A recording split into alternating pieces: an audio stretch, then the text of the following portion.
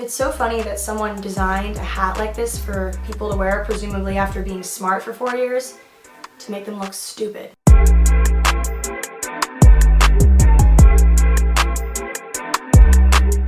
Just so you guys know, I filmed this exact video like 4 days ago and it sucked. So here I am redoing it. Why hello there internet, it's Katie. See what I did there? I didn't do greetings internet because I feel like now that I'm a college graduate, I have to move on to a new intro. I know it's been at least 4 weeks, probably longer than that since you've seen this shining face on your computer screen. The craziness surrounding graduation was a little bit much for me and I didn't have a chance to film much of that because I was so focused on living it that I didn't really have a chance to whip out my phone and film any of it. So yeah, anyway, I'm looking on the bright side. I got my diploma and I would show you guys, but it is under the stack of books that is holding the tripod up right now, or the tripod, no, it is the tripod. It is holding the camera up right now. 1, 2, 3, 4, 5, 6. I'm the queen of using unconventional objects to hold up my camera, which is probably going to bite me in the butt someday. This video is a wrap-up of sorts of what has been going on for the past 4 weeks of my life that you guys have missed, and also kind of just a little wrap-up of the last 4 years. Most importantly though, this video is fueled by you guys because via Instagram, a lot of you guys asked me very juicy questions that you guys wanted me to answer. Now that I've officially graduated from school, I can say these things, and you know, I still have my diploma, they can't take it away from me, so joke's on them, I can say whatever I want now. And also, if you wait till the very end of this video, you guys will get a little glimpse of what the future looks like for this girl because some things have changed. Phoebe asks, "Hi Katie, I'm an incoming senior in college and I was wondering what advice you have for seniors in college." So essentially people that are, you know, coming into college / applying to colleges, you know, what advice do I have? I guess the biggest thing that I did that I thank my lucky stars for every single day is doing something different than everybody else. Which sounds like super cliche, but you know, putting myself back in my senior year shoes, I was hellbent on, first of all, getting the heck out of my high school town. I was very, very sick of it here. I love coming back here and looking around and being like, you know, I'm so much better of a person now than I was in high school. Back in high school, I was very cynical. I was very just, I wouldn't say like I was depressed because I wasn't, but I was really just upset all the time, sad all the time, you know, putting all of my eggs in the college basket, you know, just hoping that once I left this town, you know, everything would change for me. And, you know, looking back 4 years later, it did change for me. Everything changed. I mean, not that it's a good thing to put all of your eggs in one basket in the sense of like, college is going to change my life type of thing. But I was so focused on getting the heck out of here and getting away from all the people in high school that made me feel less than. And, you know, I did just that. Like I said, I was hell-bent on getting out of this place, you know, and I wanted to go to a school where no one would follow me from high school. Like I wanted to start fresh. I wanted to start over where no one knew me, which didn't really help that I was making these videos because sooner or later everyone knew me at school. You know, the first year people were like, oh, you're the YouTube girl, you know, which wasn't a big deal for me because, you know, they knew me as what I was putting forth online, which is, you know, what I wanted everyone to see me as and what I truly was deep down. I think my videos have always reflected, you know, how I truly have felt about everything I've talked about, but almost like in real life, I wasn't portraying my real self. Is that weird to say? I don't really know, but in high school, I wasn't really putting my best foot forward. I was kind of hiding away all the best parts of myself because I just didn't feel like anyone here deserved to see those things because aside from my core group of amazing friends in high school that I really love and I'm still friends with, you know, everyone else I was like, oh, high school is just hard, you know, it's really, really hard. And I feel like I've seen like year after year, I've talked to people that are graduating high school being like, oh, they're just like, what is next? Like there's gotta be something else out there for me. And you know, long story short, there is something else out there for you. You know, things change a lot, mostly for the better. You're gonna go through some shit in college and that's just, you know, the way it goes. But at the end of the day, it's gonna all work out for you. I guess just to kind of tie up the loose ends of that question, senior year of high school, the best thing I did for myself was choosing a school where I could start fresh and that none of my friends were going to. And you know, as sad as it was and as hard as it was, like the first few weeks, you know, getting my bearings in a place where my friends weren't, you know, it was so worth it in the sense that I feel like I did my own thing. Caroline says, I'm coming to Elon in the fall and I don't know how much you're allowed to talk about the rush process, but if you can talk about that, it would be very helpful. The rush process, wow, there's a lot I could say. I'm gonna kind of keep this brief because I have a whole video about sorority rush. If you guys want to see that, I posted it when I actually had just gone through rush, so that was, you know, helpful to hear all the details of how that went for me way back when. But now, you know, looking back on rush, you know, after having been through it myself as a PNM or a potential new member, and also after going through the behind the scenes process, I'm pretty sure there's 9 sororities at my school. I think one might have been added this year, but I'm not quite sure. So I know of 9 off the top of my head. At other schools, that's definitely not a lot in comparison. There's definitely like, you know, 30 at other schools. The thing that sets my school apart from other schools is we rush in the spring. So we don't rush in the fall before, you know, everyone gets to school, like that whole, you know, 2 weeks before school starts experience. No, we don't do that. So we come to school unaffiliated for a whole semester, get to, you know, experience life at college, and then we rush end of January. We get that whole, you know, time period in the beginning of the school year to kind of get our feet wet, experience college, and also be dirty rushed. As much as my school likes to think that dirty rushing doesn't happen, you know, in any school, let's be real, like every school, a lot of schools experience dirty rushing, which is where, you know, girls in sororities reach out to potential new members and kind of try to sweeten the deal for them, kind of butter them up and make them go their sorority because they want to get the best girls, you know, and make their sorority better and that sort of thing. And so I experienced this freshman year when I first came in. I was kind of bombarded by older girls from different organizations, not just one, not just two, probably 3 or 4. The buzz phrase of dirty rushing is, let's get lunch or let's get dinner, you know, bring your friends, that sort of thing. And we'd all meet up with these girls and I had absolutely no idea. I was so naive, I had no clue.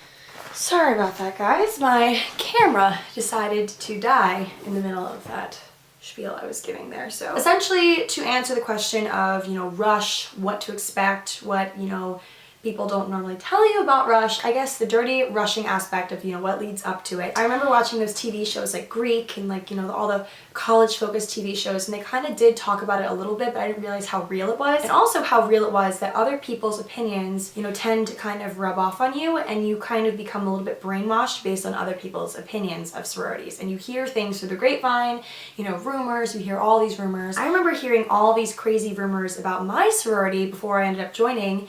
You know, back when I first got to school, I was like, oh my god, like I would never want to be associated with a type of sorority that does, you know, that stuff. A huge takeaway I have, you know, from the rush experience is go into it all with a complete, you know, open mind, a clean slate.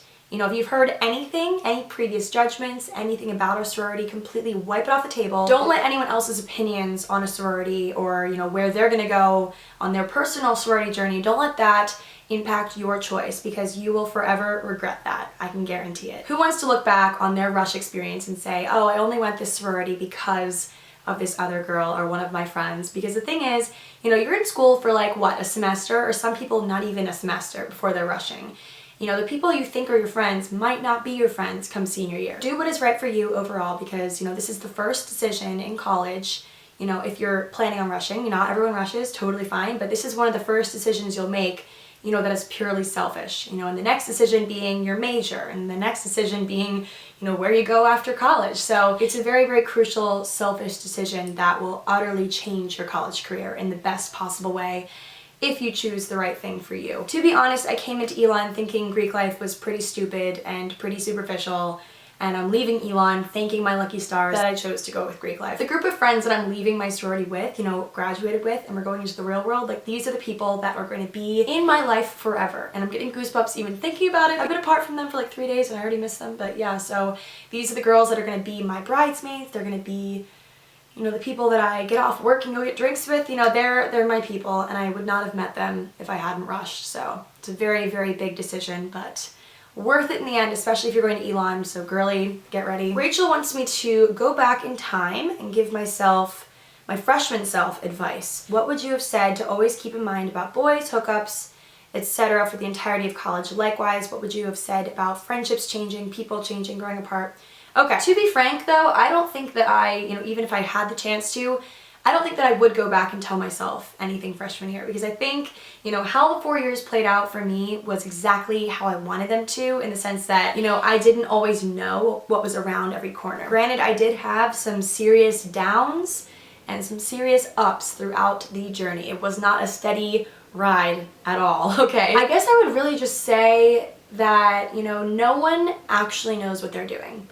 In college, I've noticed people have this knack of loving to show on social media and just in general how busy they are. They want everyone to think that they're doing all this stuff, you know, all the time, and they're always so busy and always so happy, and they show every positive thing about their lives on social media, and that is detrimental to an extreme, because I think that people get so caught up, you know, when they're having a bad day, they get caught up in the fact that everyone else seems to not be having a bad day, and forget that people are very good at putting on a show, you know, wanting everyone to think that they're so busy and so productive and doing so many amazing, great things for their future, when in actuality everyone's just tired and hungover half the time of college. But, you know, that's the truth. So in the boy category, in a nutshell, you know, don't take it all too seriously. I think that's the big thing I would say about many of the things you guys asked me about, you know, boys especially. Don't take it all so seriously because, you know, you could let a boy ruin your week, or you could brush him aside and tell yourself you're gonna have the best fucking week ever no matter what that guy did to you. And, you know, so much of my college career was spent, you know, with my friends talking about boys and like obsessing over who's with who or who screwed over who and all this stuff. I wish more than anything that I could go back and maybe not do that as much, because chances are the guys are sitting across the way, you know, playing Fortnite, not giving two shits about what we're talking about or whose heart they've broken last week, you know. So I guess just don't take it all too seriously and know that not everyone knows what they're doing. It's kind of all just this beautiful act that people like to put on. Julie wants to know, how did you manage your time between your social life, finding time to prioritize homework and studying, a potential job, and a relationship at the same time? I'm not sure if I ever talked about this in a video, but freshman and sophomore year I was involved in the magazine. And I think you guys knew that I was involved in a magazine, but I don't think you guys knew that I quit the magazine. So I was a part of the magazine for freshman year and sophomore year. I worked my way up in the magazine to being fashion editor, and I was doing layout, and I was really super involved in that. And I was also super involved in my sorority and making videos for you guys and trying to keep good grades, and I was constantly traveling, and it just all became way too much for me at the end of sophomore year. And I had, you know, some moments in time where I was like, I am going crazy. I'm not sleeping. I'm having to cancel plans with people. It was just not a healthy lifestyle. I was doing way too much stuff. So I ended up quitting the magazine, which was a very sad thing. I basically said, guys, I don't have time for this anymore, but if you need me as a resource ever, you know, don't hesitate to ask.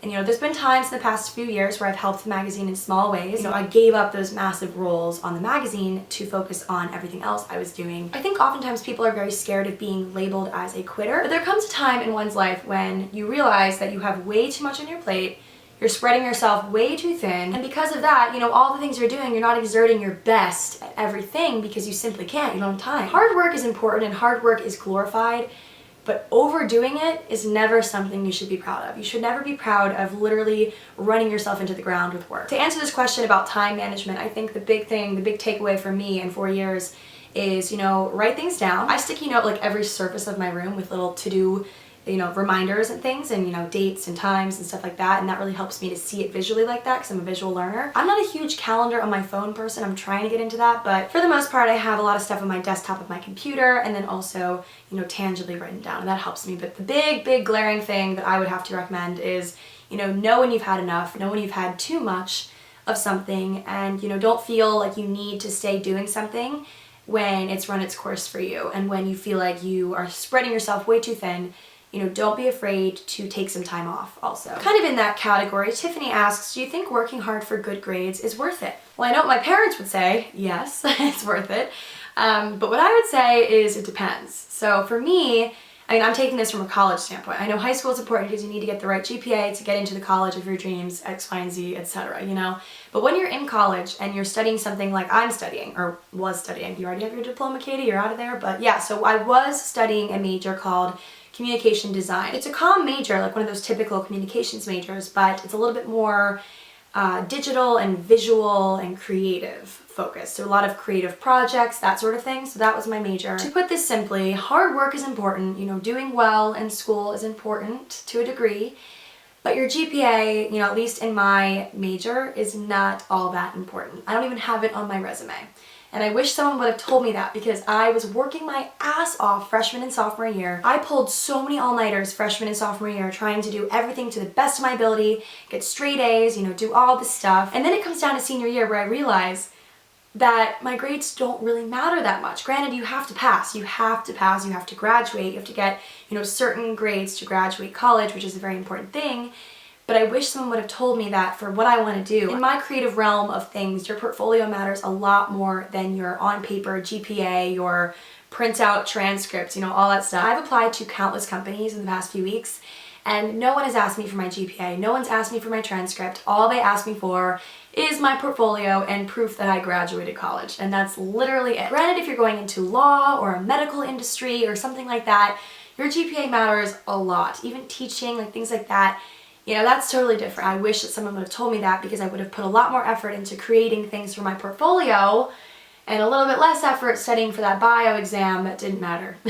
So that's it for all the questions I'm going to answer. Thanks for bearing with me in my camera situation and my, you know, emotional self over graduating 4 years of college. But so I guess one last thing that I want to remark on before I part with you guys is my post-grad plan, because that was basically every question you guys asked me when I asked you to submit questions. You're like, so Katie, what's next for you? And I wish I could just fast forward to like a year from now and see like what I'm doing and then like pop back into the present. So as far as post-grad goes for me, I'm really looking to live in New York City. As a lot of you guys know, it's been my dream for quite some time, and I lived there last summer, so I'm familiar with the areas and I really, really want to be back there. So that's the big goal for me that I'm pretty certain about.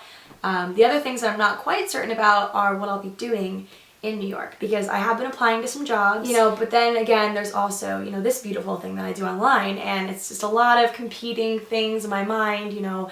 I'm very conflicted about everything, I'm a little confused, and I guess that's kind of, you know, how it goes when you graduate from 4 years of college and, you know, 4 years of high school, and how everything was kind of mapped out for me until now, and now is the pivotal part of my life where I get to make my own choices. I'll be looking at apartments pretty soon, and that's going to be a very real thing. And then the rest of it's kind of up in the air, but obviously I will always keep you guys in the loop, and if I happen to take a real job, as they call it, you know, I'll still be uploading videos as much as I can, you know, and still in your lives. I'm not going anywhere anytime soon, so. Alright guys, so that's it for this video. I hope you guys all enjoyed, and I'll talk to you guys all when I see you next. Bye!